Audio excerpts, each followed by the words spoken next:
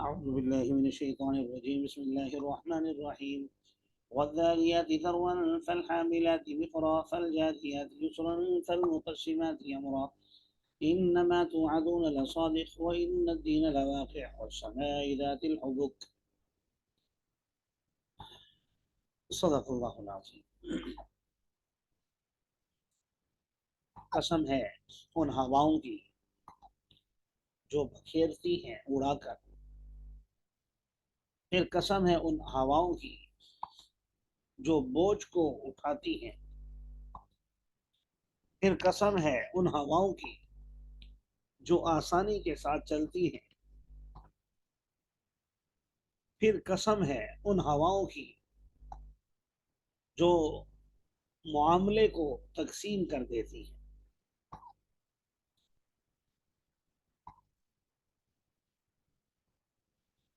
ہواؤں سے مراد یہاں پر دونوں قسم کی ہی ہوائیں اس میں شامل ہیں، جو اللہ کا ڈر سنانے والی ہیں وہ بھی، عذراً او نذرا جو خوشخبری سنانے والی ہیں وہ بھی، جو اللہ کا عذاب بن کر کے آتی ہیں وہ بھی، اور جو اللہ کی طرف سے باران رحمت کی خوشخبری بن کر کے آتی ہیں وہ بھی۔ اس لیے فالحاملات وقرا میں بوجھ ترجمہ کیا ہے، یعنی بادلوں کا بوجھ اٹھاتی ہیں، اور اتنے بڑے بڑے بادلوں کو اور اتنے زیادہ بوجھ کو جس میں پانی بھی ہوتا ہے، فالجاریات یسرا آسانی کے ساتھ لے کر چلتی ہیں، پھر جہاں جو رب کا فیصلہ ہوتا ہے اس کے مطابق وہ تقسیم بھی کرتی ہیں۔ اور بعض نے آخری فالمقسمات امرا، اس سے مراد فرشتوں کو بھی لیا ہے، قسم ہے ان فرشتوں کی جو معاملات کو تقسیم کرتے ہیں۔ بہرحال اللہ تعالیٰ نے چار قسمیں اٹھا کر فرمایا انما توعدون لصادق، یقیناً تم سے ایک سچی بات کا وعدہ کیا گیا ہے۔ مرنے کے بعد کی جو زندگی ہے، جو روز جزا ہے، جو حساب کتاب کا دن ہے، تو اس کے بارے میں ظاہر ہے جو شک و شبے میں رہے گا تو وہ اپنی دنیا برباد کر بیٹھے گا، اور جو یقین رکھے گا، جیسے میں اور آپ صبح نکلتے ہیں تو باہر ہم پورا دن رہتے ہیں لیکن کوئی غلط حرکت نہیں کرتے، کیونکہ شام کو ہم نے اپنے والدین کا سامنا کرنا ہے، شام کو ہم نے گھر لوٹنا ہے، اپنی بیوی بچوں کا سامنا کرنا ہے، اپنے یار دوست اور رشتہ داروں کا سامنا کرنا ہے۔ تو اس سامنا کرنے کی وجہ سے ہم بہت سے گناہوں سے بچتے ہیں کہ کہیں ہم بدنام نہ ہو جائیں۔ تو اس لیے جس کو اس بات کا یقین ہو کہ میں نے ایک دن اپنے رب کے سامنے کھڑا ہونا ہے، حساب کتاب دینا ہے، تو اس بات کی شرم اسے بہت سے کاموں سے روک سکتی ہے اور روک دیتی ہے۔ اس لیے فرمایا انما توعدون لصادق، کہ اسے ایسے ہوا میں مت اڑاؤ کہ جیسے معاذ اللہ آج کل ہمارے ہاں بعض لوگ تبصرہ بھی کر دیتے ہیں قیامت کس نے دیکھی ہے، پتہ نہیں قیامت کب آئے گی وغیرہ وغیرہ۔ تو بھئی ایسی فضولیات میں نہ پڑو، وَإِنَّ الدِّينَ لَوَاقِعٌ، یقیناً روز جزا واقع ہو کر رہے گا۔ دنیا کے چھوٹے موٹے امتحان جب ہوتے ہیں تو اس میں بھی اگر رزلٹ نہ ہو تو طلبہ اگلی مرتبہ اس امتحان کو سیریس نہیں لیتے، بھائی اس کا تو کوئی رزلٹ ہی نہیں ہوتا، اس میں تو کوئی جزا و سزا بھی نہیں ہوتی، اس میں تو کوئی معاملات ہی نہیں ہوتے۔ تو جب رزلٹ ہو اور کامیاب ہونے والوں کو انعامات دیے جائیں، ناکام ہونے والوں کو عبرت کا نشان بنایا جائے، تو ظاہر ہے پھر طلبہ محنت بھی کرتے ہیں۔ تو یہ کیسے ہو سکتا ہے کہ اللہ تعالیٰ نے یہ دنیا آزمائش کے لیے بنائی ہے، امتحان کے لیے بنائی ہے، اور امتحان ہو اور پھر رزلٹ نہ ہو۔ وَالسَّمَاءِ ذَاتِ الْحُبُكِ، قسم ہے آسمان کی، بعض نے ترجمہ کیا ہے جو جالی دار ہے، اور بعض نے ترجمہ کیا جو مختلف راستوں والا ہے۔ جعلی سے بھی تشبیہ دینے میں شاید راستے ہی بتانا مقصود ہے۔ یقیناً تم ایک مختلف بات میں ہو، جیسے آسمان کے راستے مختلف ہیں، تم بھی ایک اختلافی بات میں، ایک ہی بات صحیح بات میں تم نے مختلف اقوال اپنائے ہوئے ہیں۔ یؤفک عنہ من افک، اس سے وہی باز رہتا ہے جسے باز رکھا جائے۔ قتل الخراصون، بھئی یقینی بات پر جو چلے وہ کامیاب ہوتا ہے، اور اندازہ لگانے والے تو قتلا ہلاک کر دیے گئے۔ یعنی جو محض اندازوں پہ چلتے ہیں اور حقیقت کا سامنا نہیں کرتے، تو یقیناً یہ لوگ نقصان اٹھانے والے ہیں۔ اور یہ لوگ کون ہیں؟ الذین هم فی غمرۃ ساہون، جو غفلت میں پڑھ کر بھولے ہوئے ہیں۔ وہ آپ سے پوچھتے ہیں کہ کب ہے روز جزا، انہیں بتا دیجئے یوم ہم علی النار یفتنون، جس دن وہ آگ پر تپائے جائیں گے۔ جیسے ہم ٹکوں کو کوئلے جلا کر، آگ جلا کر سیخوں میں لگا کے آگ کے اوپر اسے بھونتے ہیں، تو فرمایا جب یہ لوگ بھونے جائیں گے آگ میں، کیونکہ جہنم کی آگ کا تو ایندھن ہی وقودها الناس والحجارہ، انسان اور پتھر ہے، تو پھر انہیں سمجھ میں آئے گی، اور پھر ان سے یہ کہا بھی جائے گا ذوقوا فتنتکم، اپنے عذاب کو چکھ لو، اپنی اس آزمائش کو اب چکھ لو جس کا تم مذاق بھی اڑاتے تھے۔ ھذا الذی کنتم بہ تستعجلون، یہی وہ چیز ہے جس کو تم جلدی طلب کیا کرتے تھے۔ یہ تو حال ہوگا نافرمانوں کا، قیامت کا انکار کرنے والوں کا، اور جو قیامت کو مانتے ہیں تو ظاہر ہے ان کے اعمال بھی ٹھیک ہوتے ہیں۔ تو کون مانتے ہیں؟ آگے ان کی صفات ذکر فرمائی ہیں۔ اگر میں اور آپ اس بات کے دعوے دار ہیں کہ ہم مسلمان ہیں، الحمدللہ ہم مومن ہیں، ہم آخرت پر یقین رکھتے ہیں، تو پھر ہمارے اعمال بھی اسی طرح کے ہونے چاہیے جس طرح کے آگے اللہ جل جلالہ بیان فرما رہے ہیں۔ ان المتقین فی جنات وعیون، یقیناً متقی لوگ باغات اور چشمے میں ہوں گے، لے رہے ہوں گے وہ سب کچھ جو ان کو ان کا رب عطا کرے گا۔ کیوں عطا کرے گا؟ انہوں نے ایسا کیا کیا ہے؟ فرمایا انہم کانوا قبل ذلک محسنین، یقیناً یہ لوگ اس سے پہلے نیکوکار تھے، پہلے چونکہ نیک تھے تو اس وجہ سے آج ان کو یہ انعامات دیے جا رہے ہیں، جبکہ باقی سب لوگ جہنم میں پھنسے ہوئے ہیں۔ تو نیکوکار ہونے کا معیار کیا ہے؟ اس کا مصداق کون لوگ ہیں؟ تو آگے ان صفات کو بیان فرمایا، کانوا قلیلا من اللیل ما یہجعون، کہ یہ لوگ رات کے وقت بہت کم سویا کرتے تھے۔ رات کے وقت یہ لوگ بہت کم سویا کرتے تھے، گویا زیادہ وقت اللہ کی عبادت میں گزار دیتے تھے۔ وبالاسحار هم یستغفرون، اور سحری کے وقت، رات کے آخری پہر تہجد کے وقت استغفار کرتے تھے۔ وفی اموالہم حق للسائل والمحروم، اور اپنے اموال میں حق رکھتے تھے سائل کا بھی اور محروم کا بھی۔ سائل سے علماء نے لکھا ہے ایسا ضرورت مند جو اپنی ضرورت کو لوگوں کے آگے بیان کر دے، اور محروم سے مراد ایسا ضرورت مند جو لوگوں کے سامنے اپنی ضرورت کو بیان نہ کرے۔ یہ بھی ہمارے معاشرے کا ایک بہت بڑا المیہ ہے کہ جو سوال نہیں کرتے، جنہیں قرآن نے محروم کہا، تو انہیں محروم اس لیے کہا کہ کوئی ان کو پہچانتا ہی نہیں ہے، وہ کسی سے سوال نہیں کرتے، مانگتے نہیں ہیں، تو ان کا پتہ بھی نہیں چلتا کہ یہ مستحق ہیں، حالانکہ وہ مانگنے والوں سے زیادہ مستحق ہوتے ہیں۔ مانگنے والوں سے زیادہ اجر و ثواب ایسے لوگوں کو دینے کا ہے جو محروم ہوں، یعنی ضرورت مند ہوں، اور اس کے باوجود اپنا گزر بسر سادگی سے کر رہے ہوں، اور کسی کے سامنے اپنا سوال نہ کرتے ہوں، کسی کے سامنے ہاتھ نہ پھیلاتے ہوں۔ تو یہ ہمارے ہاں المیہ ہے، جو مانگنے والے ہوتے ہیں ان کو دے دیا جاتا ہے، لیکن ایسے سفید پوش لوگوں کو نہیں تلاش کیا جاتا اپنے محلے کے اندر، اپنے گاؤں قصبے کے اندر، خاص کر یہ جو جس گھر کے اندر یتیم ہو، جس گھر کے اندر کوئی بیوہ ہو، جس گھر کے اندر بچیاں ہوں، اور ان کا باپ جو ہے کمانے والا ہو ایک، اور ان کے خرچے اور پھر ان کے جہیز اور پھر ان کی شادیاں، ظاہر ہے یہ مسائل ہیں اس کے جس کا ان کے پاس کوئی حل نہیں ہے. تو ایسے لوگ زیادہ مستحق ہوتے ہیں اس بات کے کہ ان کی خدمت کی جائے اور ان پر خرچ کیا جائے. اور اس میں کوئی عار محسوس نہیں کرتا بتانے میں کہ خاص کر آپ کے جو محلے کے امام مسجد ہیں، آپ کے جو خطیب صاحب ہیں، آپ کے جو مسجد کے خادم ہیں، یہ حضرات بھی زیادہ مستحق ہوتے ہیں.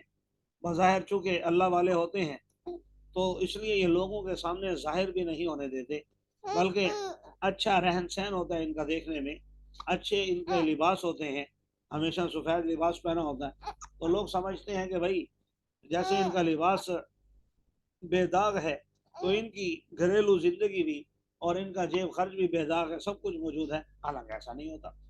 وہ ضرورت مند ہوتے ہیں لیکن کسی کے سامنے سوال نہیں کرتے اپنا بھرم رکھنے کے لیے.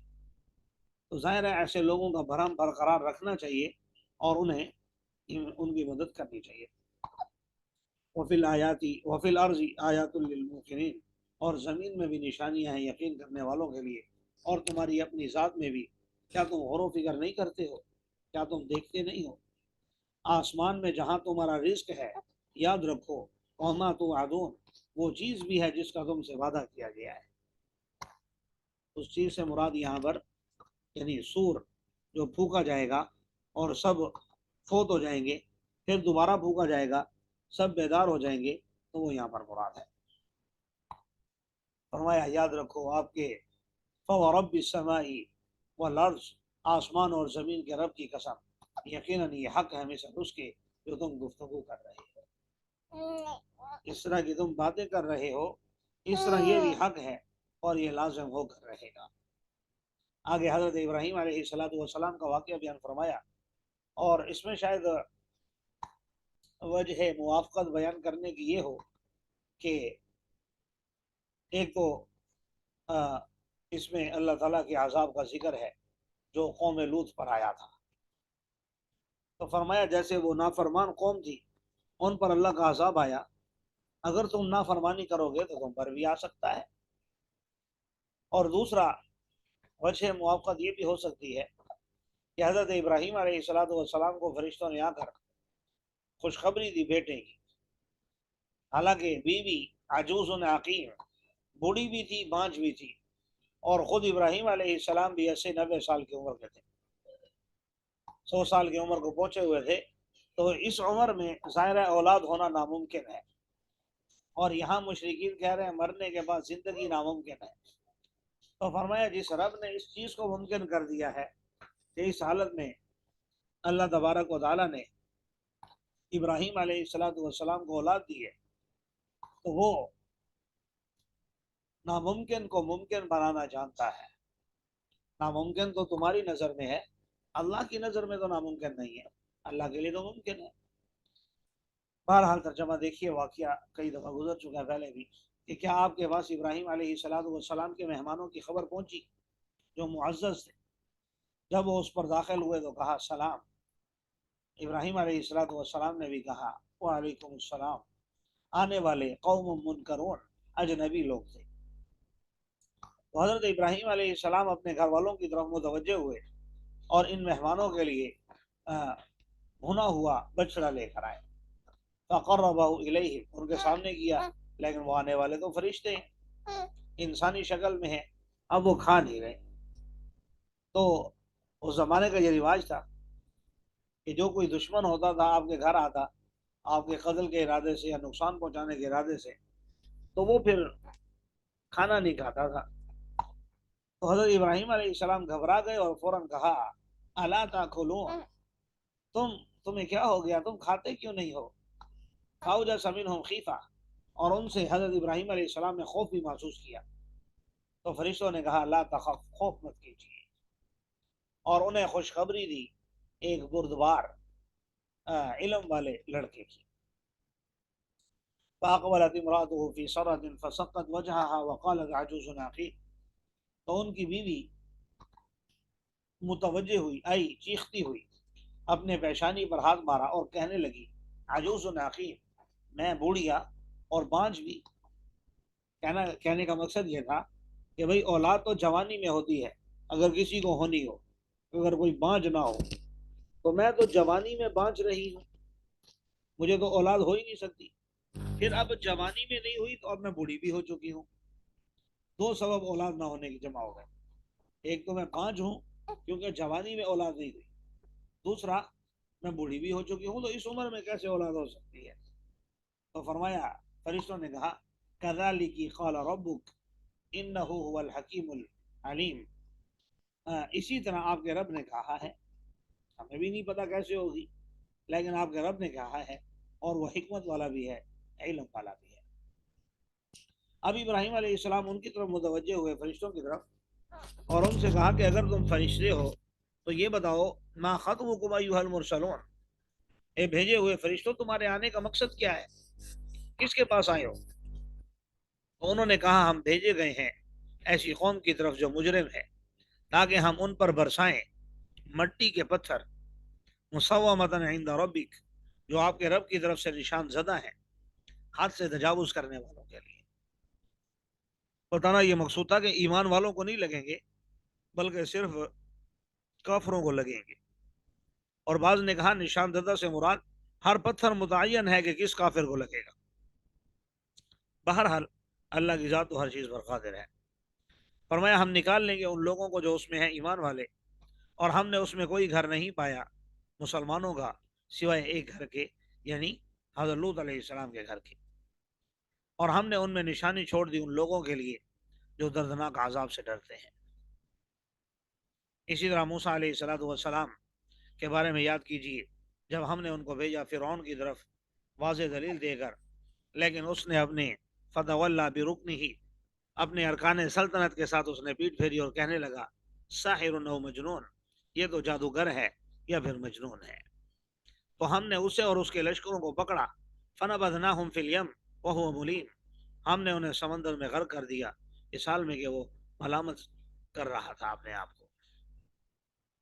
اور قوم عاد کے بارے میں جب ہم نے اس پر نامبارک ہوا بھیجی، ما تذر من شیء، کسی چیز کو اس نے نہیں چھوڑا، جس پر بھی وہ آئی تو اس نے اسے کرمین، چورا چورا بنا دیا۔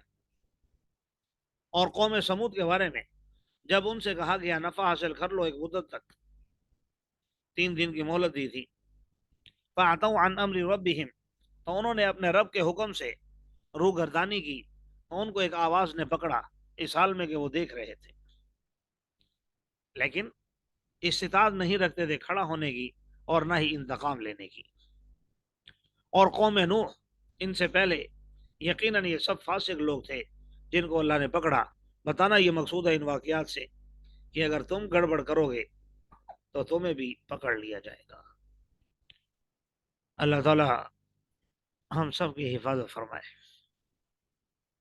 آگے کچھ قدرت کے دلائل بیان فرمائے ہیں۔ وَالسَّمَاءَ بَنَيْنَاهَا بِأَيْدٍ وَإِنَّا لَمُوسِعُونَ، اور ہم نے آسمان کو بنایا اپنے ہاتھوں سے، یقیناً ہم وسعت والے ہیں۔ وَالْأَرْضَ فَرَشْنَاهَا فَنِعْمَ الْمَاهِدُونَ، اور زمین کو ہم نے بچھایا اور کتنے بہترین ہم بچھانے والے ہیں۔ وَمِن كُلِّ شَيْءٍ خَلَقْنَا زَوْجَيْنِ لَعَلَّكُمْ تَذَكَّرُونَ، ہر چیز کو ہم نے جوڑے جوڑے بنایا تاکہ تم نصیحت حاصل کر کے فَفِرُّوا إِلَى اللَّهِ، اللہ کی طرف دوڑ لگاؤ، دوڑو اللہ کی طرف، یقیناً میں اس سے تمہیں واضح طور پر ڈرا رہا ہوں، اللہ کے ساتھ کوئی دوسرا الہ نہیں ہے، انی لکم منہ نذیر مبین، میں تمہیں واضح طور پر اس سے ڈرا رہا ہوں۔ لیکن آگے رسول اللہ صلی اللہ علیہ وسلم کو تسلی دی جا رہی ہے کہ صرف یہ آپ کو ساحر یا مجنون نہیں کہہ رہے، ہر پیغمبر کے ساتھ ایسا ہوتا رہا ہے۔ اسی طرح نہیں آئے وہ لوگ جو ان سے پہلے تھے، ان کے پاس کوئی رسول، مگر وہ کہنے لگے یہ ساحر ہے یا مجنون ہے۔ اتواصوا بہ، کیا یہ لوگ اسی بات کی ایک دوسرے کو وصیت کرتے رہے ہیں کہ جس کے پاس بھی پیغمبر آتا ہے تو وہ کہتا ہے یہ مجنون ہے یا ساحر ہے؟ بلکہ اصل بات یہ ہے بل ہم قوم طاغون، یہ ہیں ہی سرکش قسم کے لوگ۔ اگر یہ ایمان نہیں لاتے تو آپ بھی ان سے رخ پھیر لیجئے، آپ قابل ملامت نہیں ہیں۔ بھائی نصیحت کرنے والا ناصح کبھی بھی قابل ملامت نہیں ہوتا، خواہ اس کے کہنے پر کوئی مانے یا نہ مانے، راہ راست پر آئے یا نہ آئے، بہرحال نصیحت آپ کرتے رہے، فَإِنَّ الذِّكْرَىٰ تَنفَعُ الْمُؤْمِنِينَ، यकीनन नसीहत ईमान वालों को फ़ायदा देती है। वमा खलक़्तुल जिन्ना वल इंसा इल्ला लियअबुदून, हमने इंसान और जिन्नात को मैंने पैदा नहीं किया मगर इसलिए ताकि वो मेरी इबादत करें, और मैं इनसे कोई रिस्क लेने का इरादा भी नहीं रखता, और ना ये मैं चाहता हूँ कि ये मुझे खाना खिलाएं। ये बात इसलिए कही कि मुशरिकीन मक्का बल्कि अहले अरब में यह दस्तूर था कि अगर कोई बड़ा बनने की कोशिश करता तो मकसद यही होता कि मैं बड़ा बन जाऊंगा तो लोग फिर मेरे लिए कमा कर लाएंगे, मुझे देंगे। तो लोगों ने ये कहना शुरू कर दिया कि मोहम्मद सल्लल्लाहु अलैहि वसल्लम शायद इसलिए सरदार बनना चाहते हैं, बड़े बनना चाहते हैं, ताकि हम इनको खाना खिलाएं। फिर ऊपर से ज़कात का हुक्म भी नाजिल हो गया। ज़कात का हुक्म भी हुआ कि माल खर्च करो, तो उसमें और इन्होंने बातें बनाना शुरू कर दी। तो फरमाया कि आप इन्हें बता दीजिए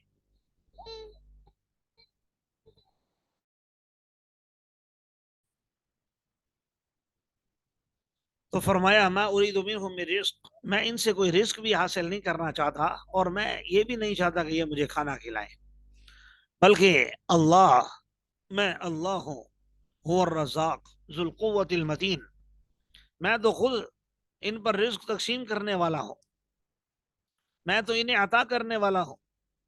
यकीनन उन लोगों के लिए जिन्होंने जुल्म किया उनके डोल भर चुके, उनके साथियों की तरह, लिहाजा वो मुझसे जल्दी ना करें। जम से मुराद ऐसा डोल जो पानी का भरा हुआ हो। दल्व, दाल लाम और वाव, दलवन, ये कहते हैं खाली डोल को। तो मकसद ये है कि ये अजाब जल्दी तलब ना करें। जब इनका किस्सा तमाम होगा, इनकी जो मोहलत दी हुई है वो पूरी होगी, तो हम खुद इनको पकड़ लेंगे। लेकिन याद रखो, फ़वैलुल लिल्लज़ीना कफ़रू मिन यौमिहिमुल लज़ी युअदून, उस दिन काफरों के लिए हलाकत है जिसका वो वादा किए गए हैं। अगर पहले पहले मान लेंगे तो कामयाब हो जाएंगे, नहीं मानेंगे तो उस दिन फिर पकड़ होगी और बचने का कोई चांस नहीं होगा। अल्लाह ताला हमें अमल करने की तौफीक अता फरमाए।